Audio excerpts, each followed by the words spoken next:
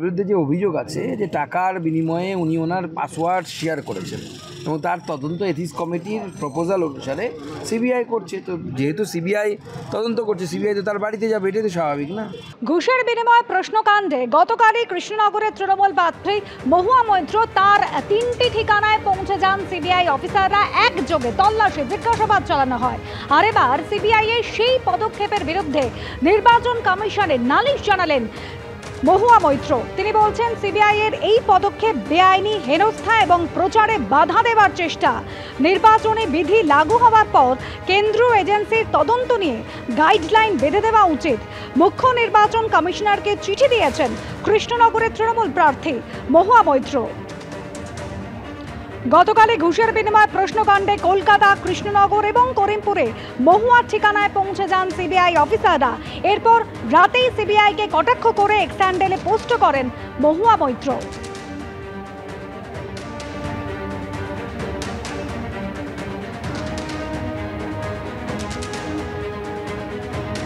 যে অভিযোগ আছে যে টাকার বিনিময়ে উনি ওনার পাসওয়ার্ড শেয়ার করেছেন এবং তার তদন্ত এথিক্স কমিটির প্রপোজাল অনুসারে সিবিআই করছে। তো যেহেতু সিবিআই তদন্ত করছে, সিবিআই তো তার বাড়িতে যাবে, এটাই তো স্বাভাবিক না? আমার মনে হয় মহুয়া মৈত্র আরেকটা ভুল করলেন। সিবিআই তদন্তের সঙ্গে নির্বাচনী বিধির কোনো সম্পর্ক নেই। তদন্ত চলছে একটা নির্দিষ্ট অভিযোগের ভিত্তিতে। সেক্ষেত্রে একজন প্রার্থী তিনি কোনো রকম ইমিউনিটি চাইতে পারেন না। অতএব তদন্ত নিয়ে অভিযোগ করাটা খানিকটা হালকা হয়ে গেল ওর নিজস্ব স্ট্যান্ডটা। উদয়নারায়ণপুরের সভা থেকে ফের হুঙ্কার দিয়েছেন বিরোধী দলনেতা শুভেন্দু অধিকারী। তিনি বলছেন, অনেক ছোট ছোট কেষ্টমণ্ডল শাহজাহানকে বলবো ভদ্র হয়ে যেতে। অনেক বিড়ালকে নেংটি ইঁদুর বানিয়ে দিয়েছি। বিজেপির সঙ্গে সম্পর্ক না রাখলে সুদে আসলে কোথায় যে যাবে রাস্তা পাবেন না। তৃণমূল এখন তোলামূল হয়ে গিয়েছে। উদয়নারায়ণপুরের সভা থেকে এভাবেই আক্রমণ শানিয়েছেন শুভেন্দু অধিকারী। অনেক বাঘকে আমরা বিড়াল করে দিয়েছি, তো অনেক বিড়ালকে আমরা নেংটি ইঁদুর বানিয়ে দিয়েছি। তো কেষ্টমণ্ডল আছে নাকি বাজারে? জ্যোতিপ্রিয় মল্লিক আছে বাজারে? শেখ শাহজাহান আছে? চামড়া তুলবে বলেছিল আমার, ওরই চামড়া উঠে গেছে।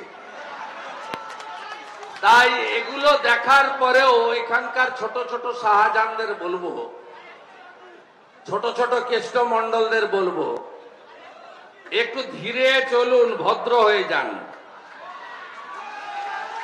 আমি গাড়ি থেকে এখানে নামিনি, রাস্তায় নেমেছি।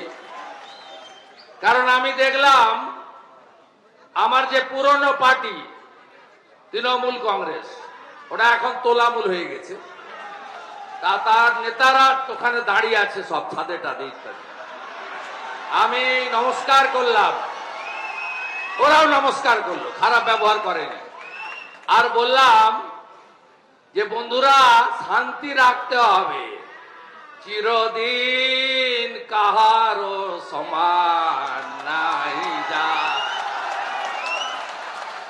তাই এখন থেকে বিজেপির সঙ্গে যদি সম্পর্কটা ভালো না রাখেন, যাহা যাহা করিয়াছেন, সুদ আর আসলে যদি তুলিতে চাই, তখন কোথায় যাবেন? কোনো রাস্তা পাবেন না।